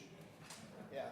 So, lots of talk around and about and a lot of negative stuff going on in the airwaves and stuff like that. So I wrote this piece about halfway through the summer before Biden dropped out and everything, because I was tired of all of the negativity. I wanted to write a piece that spoke to the vision that I had for the future, you know, however many years out that it is. So I called it Show Me. It's kind of a list poem, but not really. Run the tape. Somebody hit play on someday. Show me forward visionary scenes. Upload giga, tera, mega, kilo. Just might be photos to my head. Fill my heart so my mouth can express a lexicon of something better instead. See, I need to see, be in the know, see what's coming so I know. The information nation is no illusion, fusion, blow some smoke show. Show me Google, AI, fast track forward, chat GPT, me a future only presently dream. Sexual freedom, gender, equal, concubine reality. The pleas of wild milk, mercury, purposefully entangled in social couth, but out of discrimination's weeds. The wishes and dreams of Baker, Wolf, Rivera, Rustin, Kahlo, Cardenas, and Coley and Nassim. Show me paintings where the color palette of matter is their rainbow pigmented dreams. And show me scenes of postmodern disdain of techno-war for idealist, selfish, capitalist, or religious gain no more. Hiroshima bombs, 9/11, Vietnam, Ukraine, Iraq, Afghanistan, Syria, China or Palestinians suffering genocide and pain. Show me a new solution, legalization and regulation of top-shelf one scheduled drugs, doors long since closed on wild-eyed, forked-tongued demon thugs the likes of Anslinger, Nixon, Reagan, Bush, Ali North, Contra, Clinton, Carter, Chapo, Cali Cartel, Obama, Purdue Pharma, Trump, Ford, Biden, Sackler, fucking Sackler. Show me a time of clear, clean communication. No Murdoch, Hearst, fear-mongering propaganda, CNN veiled truth, outdated newsprint, Facebook, Instagram, thread, doom scroll, X, Zoomverse, Bluetooth tools, ABC, NBC, network fake news, 15-second reels of Tucker Carlson's truth, NPR and bullshit algorithms dictating YouTube rising creator superstars. Skip ahead and show me cured human virus propagation, pathogenic population control without rhetoric, racial equality, free education, affordable health care, and a euthanized housing crisis. Show me generations forthcoming of a healthy planet, fruit from the trees planted by Gore, Colby, Nat Geo, Wanjiru, Waturi, Curiosity Stream, Nagura, Attenborough, Hidalgo, Silva, and Lee. Show me intact polar ice caps, salinized seas, mitigated global warming, clean water, sustainable cities, quality sanitation, ocean living, and cold fusion. Somebody please hit play on Someday. Run the tape.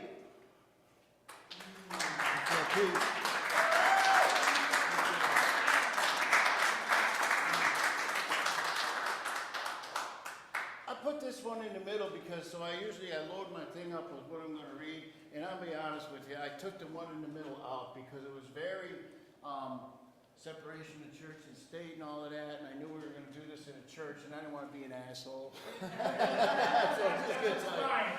So this is something that's new. It talks a little bit about healthcare and stuff in there, but yeah, it's something that's brand new. I did it for the first time last night in Rockford. It's called Simple. Warning, sometimes simple is the hardest to do. Staying alive, breathing into static interference, in and out the brown paper bag, through self-imposed semi-incoherence, drunk on the excess of a first world capitalist-fed bunker of want and common cushion Congress. I digress. I have committed misdemeanors for less than $15 an hour, felonies for less, skirting simple acts of morality, surviving on instincts of self-preservation, over the moon jaded illumination, sustenance, forever nights in the dark, unmitigated, ego divided, simple crimes against society with the transmission in park. Trafficking, vice, racketeering hearts. Did I hurt people in the no light? Yes. Call them names from a state of sleep terror-induced derogatory fright. Yes. Unsubsidized in simple shame from simply sick to a simple soft cure in a safety-labeled child-proof capped urn. Click, click, click. I read today that chlamydia is spreading via gym equipment. Hazardous territory. I find myself indifferent because I don't have a cervix and it's profitable for the U.S. healthcare system to treat, so they will. Disease in the cut. Civilized world, STD. Simple and neat. First world, rare, white buffalo. Third world, conservation, white rhino. In the Congo, where everything grows until we kill it or let it die. Cobalt seeds of nothing show herds of people dying from the diseases of unprofitability, exploitation, gender inequality, poor sanitation, poverty, manifested in symptomatic HIV, cholera, measles, malaria, TB, fields of unvaccinated viral tribal smatter, victims of displacement, run for the order of the border even if the border isn't there.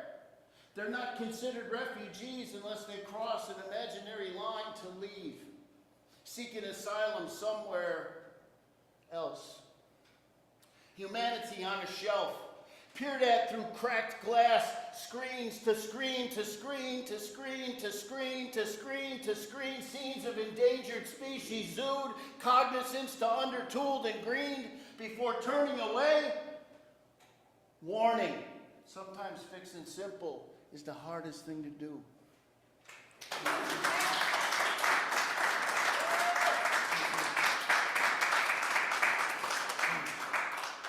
So I have one more for you. I wanted to mention one thing, guys. Somebody was talking earlier about the fires out in Los Angeles. I don't know how many football fans we have out there, but Monday night's game, they moved from the stadium in Los Angeles to Arizona, right? And to get them away from the fire and shit. The thing is, the sponsor for the stadium in Arizona is State Farm Insurance.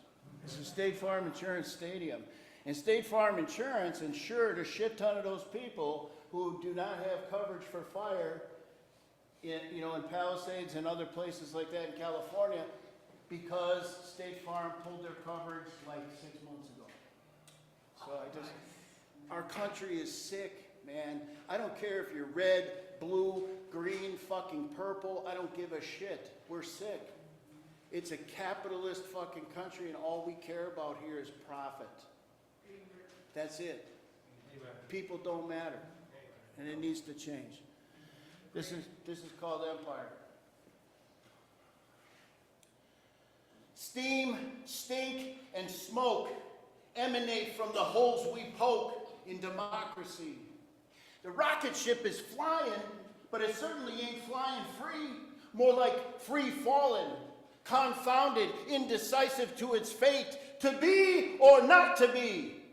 We the people for the people, calling to a flag that loiters at the top of its mast, one that only offers whispers in place of screaming proud, land of the free, home of the brave. Its prominence, like the ground below, crumbles in indifference and fear, now forever near its end of days. This republic wallows, left and right, red and blue, reeling, black and white and yellow and brown, treading water close to drowning in amber waves of grain. Urban battlefields and the rotting corpses of its unfruited plains. Government-sanctioned mongers of war, totalitarian trolls, spread propagandized reason, home-wrecking whores hiding in unlimited term holes, every day justifying discrimination, racism, genocide, and treason, deporting immigrants, closing the border door, trying to keep the future at bay by keeping the future soldiers of liberty out of our country, out of play. Madness. Give me your tired, your poor, your huddled masses yearning to breathe free, the wretched refuse of your teeming shore. Send these, the homeless tempest tossed to me. Are we the hypocrites we seem destined to be? We the people ignoring the new colossus engraved at the very feet of Our Lady Liberty? Erroneous thieves stealing from the examples of fallen empires littered throughout time. The suffrage of national blunt force trauma held steadfast in ignorance sublime. All empires end. One nation under God, indivisible, with liberty and justice for all, becomes invisible when we look away from the all. Separation of church and state, in God we trust, dying on the vine. Our nation corrodes under layers of flaky, cutly rust. Nobody's coming to save us. Not God, not ally, not friend. We the people sit complacent, waiting for apocalypse. All empires end. Thank you.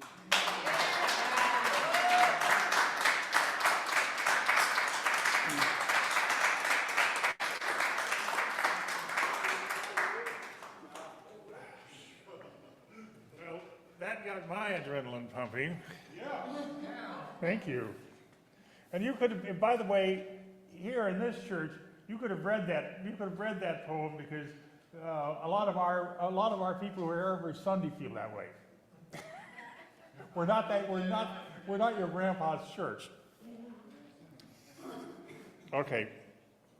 Now, we have a member of our congregation, and the mother of one of our first poets, Sam Miller.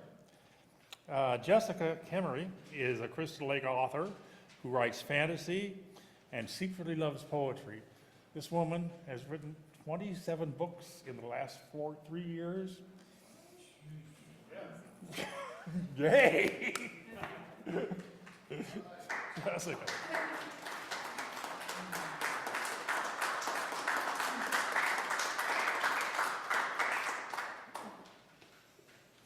Hello. Am I too loud? First of all, thank you for letting me be here. I honestly think that this group of people is probably the most artistic, talented, creative people in the upper Midwest. So I'm honored to be here tonight and talk to you. But in my life, I have read billions of words. From the time I could read my first book, The Hobbit, I devoured every word that I came upon. But my teachers told me that you have ADHD, you have dyslexia, you have autism, you will never amount to anything. But do you know what? I proved them wrong. I wrote millions of words. And the words that I write are mostly for entertainment purposes to distract people from the horrible things happening in the world that we all like to look away from. But some of my favorite words are poetry, because poetry are the feelings and the real feelings and emotions that we feel, and they connect with people the most, I believe. So in these trying times, I don't say that I'm a poet because I don't feel like a poet, but I dabble. I've written poetry since I was in 3rd grade, and some of my earliest diaries are filled with 3rd grade poetry, and it's something I've kind of always done and enjoyed. But my first poem is called Lazy. They say I'm lazy, but they don't see me working 2 jobs and walking to work every day because the city scrapped all the buses. They say, have some respect for your elders, but they forget to have respect for me. They pushed me down, called me names, and still expected me to come home for Christmas? They say, you're too emotional, suck it up. But when I do that, the hopelessness devours me, and my words become meaningless echoes in the wind. They say, you're too anxious, but they don't see the world on fire. They have never doom-scrolled at night with genocide in the palm of their hand. They don't see the cracks in the wall from their gilded cages and their first-class accommodations. But even with a bottle of Zoloft clutched in my hand, I can't forget that matter cannot be created or destroyed, and we are stardust streaming through the endless darkness.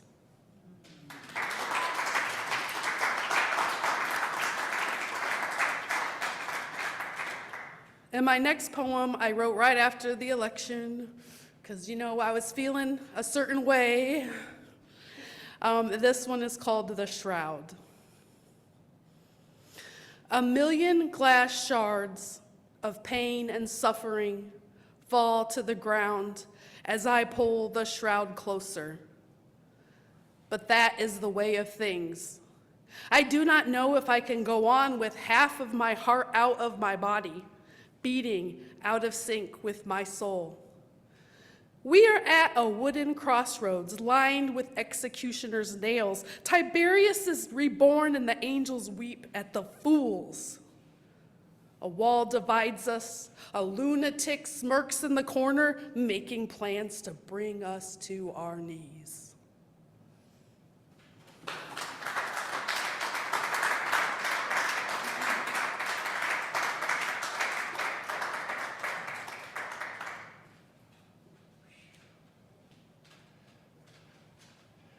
Now in atoning for my previous premature ejaculation,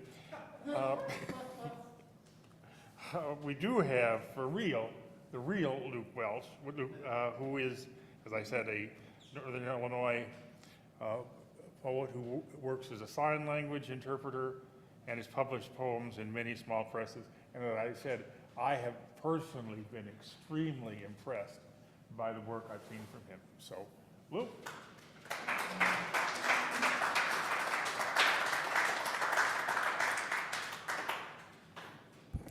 Hello. Thanks for the people who've stayed this long. All right, I'm just going to read one poem. This is called When Tyranny Came, Two Paths. Path 1.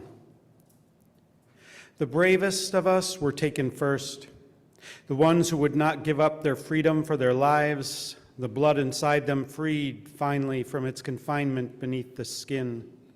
The rest of us learned to shut up. We took down our rainbow flags. We learned to wear muted colors and to cover our faces, hoping no one would remember who we were when we danced freely, when we kissed whoever we wanted to kiss in the sun and the rain. The world was suddenly dull and gray. We double-locked our doors, covered our windows, sat quietly in the dark, and sang, just under our breath, the songs that were playing when we were in love. Path 2. When tyranny came, we laughed. We held a party so big, we closed the workplaces, the streets, the state, everyone gay and straight, homegrown and immigrant. We all wore rainbows and sang and danced and took care of each other. We didn't hide. We became big. We became brave. The tyrants had to hide their faces. They went back into their closets. But we knew them now, and we went to them and taught them patiently to know us and to love us. And in knowing and loving us, they came to know and love themselves. And the rain quenched the last of the fires and washed away the remnants of hate and fear away as the sun broke free from the clouds and even the sky decorated herself in rainbows.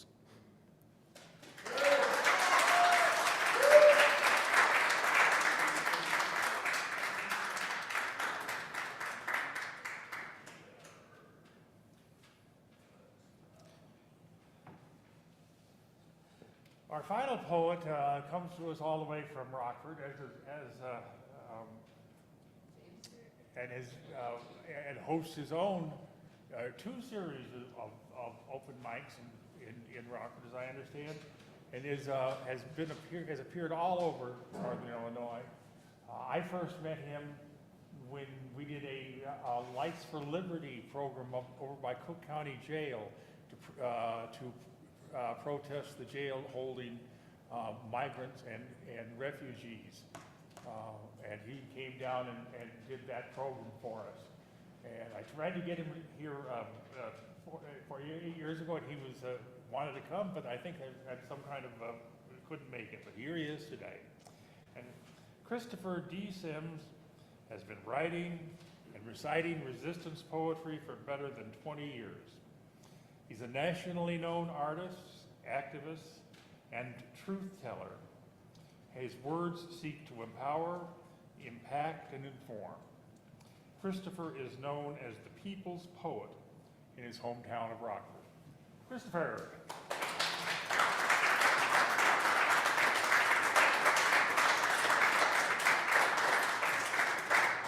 Thank you. Thank you, Patrick. Bring this over here. I'm so used to speaking with my hands that, I rarely hold a mic unless from. Yes, perfect. Yes, Christopher D. Sims, born and raised on the west side of Rockford, Illinois, and I performed all over the country and many UU churches. I was a UU for almost 20 years, and I left in 2018. And long story, but I keep on pushing. I am a poet. I turn words into slaves, or better yet, sun rays. I engrave page after page after page after page after page after page after page after page after page after page after page with rhythmical rage. You see, once I engage, the page becomes my stage to wage wars with syllables, consonants, and vowels, syllables, consonants, and vowels, syllables, consonants, and vowels. I howl in the thick of the night to conjure my poetical might. Each word written transforms into light. I am a poet. I dive deep into the infinite world of diction to bring forth image and vision. I'm a scientist who's always in the lab, performing experiments with vocab. I am a poet. I'm a prophet of verb, creating logic with words. I must write and recite and recite and recite and recite and recite and recite and recite and recite and recite and recite and recite and recite and recite and recite and recite. I cannot resist the urge. I am a poet. Thank you.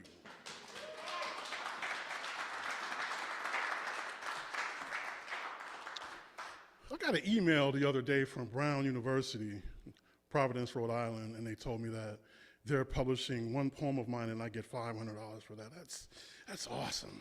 It's amazing.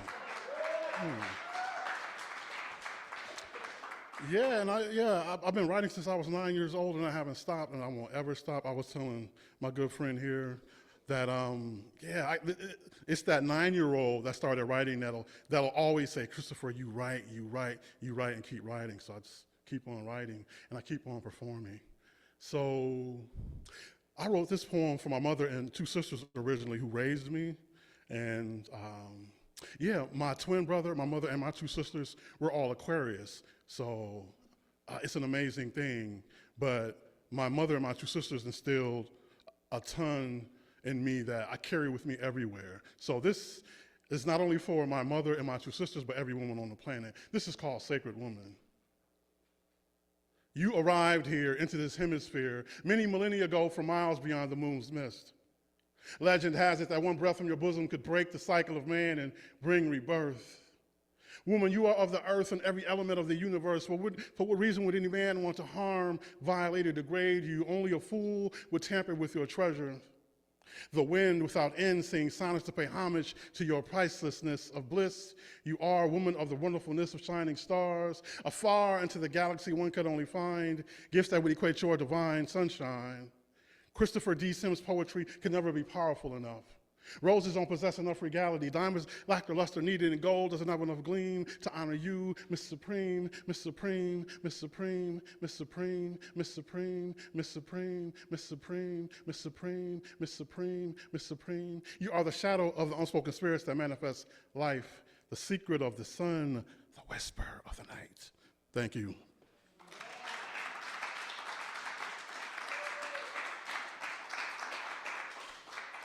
And my mother is amazing. She'll be 82 on January 26th, and she just keeps on trucking. She keeps on smiling. She keeps on loving. And I love that about her.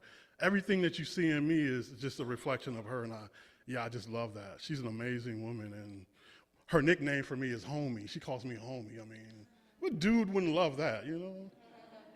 It's amazing. Yeah, I love my mom.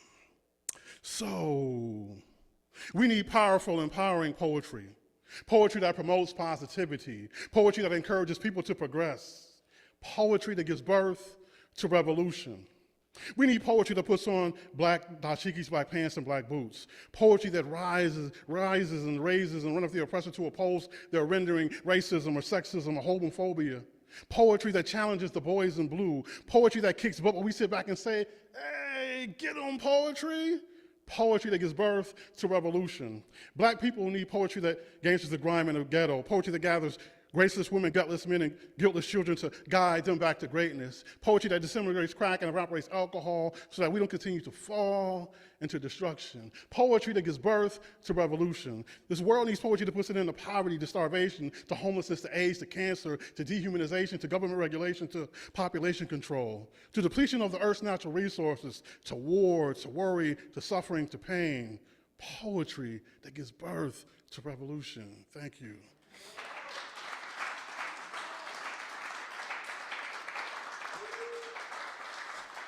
And Patrick, that's my resistance poem for tonight. And I wrote one, just like a few folk here, I wrote one for this event. But so I practiced tonight, this set, and then that poem is on paper, and I picked up the paper, and I'm like, no. So that's why I'm up here without paper. I got pieces memorized. So If you don't have a poem memorized, and that's for me, then you don't have the same cadence, the same rhythm, and all of that. So I'd rather come up here with some soul, some cadence and rhythm rather than, just be me, just be me. Where else do I want to go? Oh, this is my favorite piece. One of my favorite pieces to perform, and I used to do poetry slams, and I don't slam anymore, but I used to win poetry slams with this poem. This is called Word Warrior. I am a word warrior, source of sonic sounds infinitely bound to the beauty of the universe, which I bring to life through verse. I am a word warrior. I use words as weapons to combat ignorance, negativity, and self-destruction. Each word is encoded with instructions to annihilate regressive activity. It is instilled with peace and positivity so we discover our talents, gifts, and abilities. I am a word warrior. I'm in harmony with the heaven within. Once I meditate heavily, my diction becomes medicine. Once I focus and begin, the universe becomes a sacredness that seeps from my pen. I transcend time with reason and rhyme to climb the divine, and at the same time, I discover the sunshine, creating a revolution of thought, line after line after line after line after line. Word warrior, traveling around our infinite galaxy. With tenacity, I display grammatical mastery. My capacity to defy verbal gravities is just a gift, naturally. Words, weapons, wisdom, grammar, vernacular, diction, language, dialogue, conversation, lyrics, verses, poetical demonstrations. I swim inside the softness of syllables to become liquidly lyrical. My thought process is rhythmical. Within this one individual miracle state place, I embrace the intelligence and elegance of the universe. Out of me is beauty bursts. Word warrior, creating cosmic dialect not yet found. I'm connected to beauty, to passion, to fire. I am rhyme and reason. It is beyond desire. Word warrior. Thank you.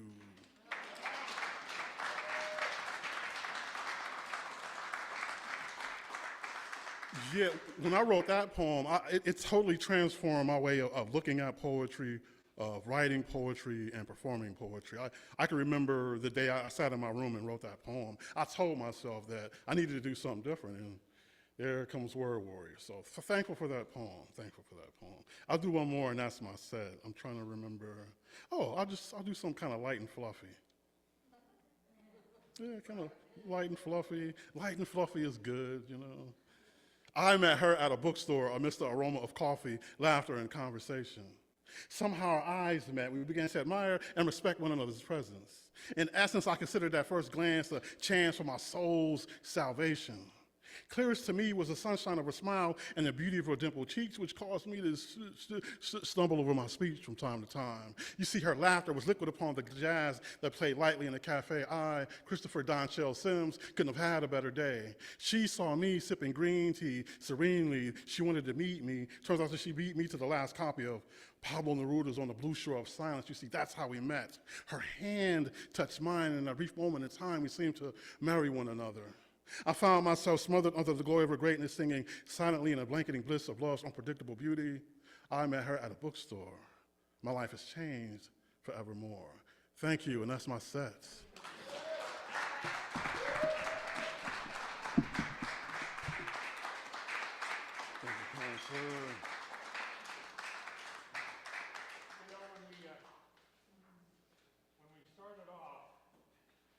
When we started off this evening, I said a really short poem, and I promised you that I would not do a long one, but we have just a little bit of time, and I've been really moved to look back at a poem I wrote back in August of 2017, which, as you recall, was when the Ku Klux Klan and the Proud Boys and the neo-Nazis and just about every other despicable group you could imagine marched in Charlottesville and were met there with resistance with deadly results. And it was first performed at a vigil on the grounds of this church outside shortly after those events. And it's called Munich and Charlottesville. So this is how it felt on the streets of Munich when the strutting brown shirts in their polished jackboots and Sam Brown belts and scarlet armbands faced scruffy commies in their cloth caps, shirt sleeves rolled up, and battled in beer halls and parks and streets. And all of the good people, the nice people, cowered behind their closed doors and wished it would all go away. All of the liberals, the Catholics, the new-bred pacifists of the Great War, the professors and doctors, the editors and intellectuals, the social democrats, and even, my God, even the Jews who had not gone red said, "A pox on both your houses, a pox on both your houses." Hey, buddy, in retrospect, those damn Bolsheviks look pretty good. Heroes even. Things look a little different down in Charlottesville now. In brilliant colors, not grainy black and white, and the fascists can't even agree on Boy Scout uniforms and array themselves in goth shirts and khakis, rainbow Klan hoods, biker black and studs strutting they come. But the smell, you know, the smell, that stench is still the same. The question is, do you dare to be a red today, or will you close your doors and go back to your game consoles and cat videos? Which will it be, buddy?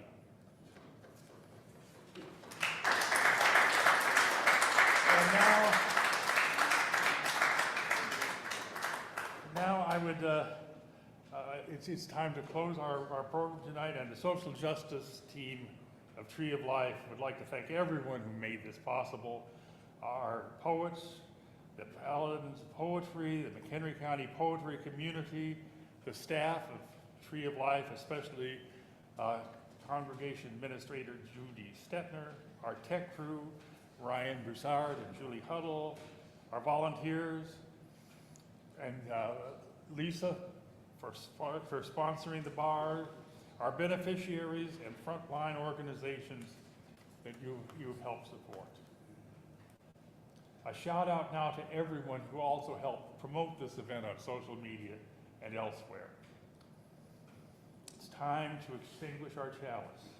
And we now extinguish our chalice, and we hope you have been inspired and motivated this evening to dare to personally step up and actively join in the resistance to oppression. And thank you, and go in peace.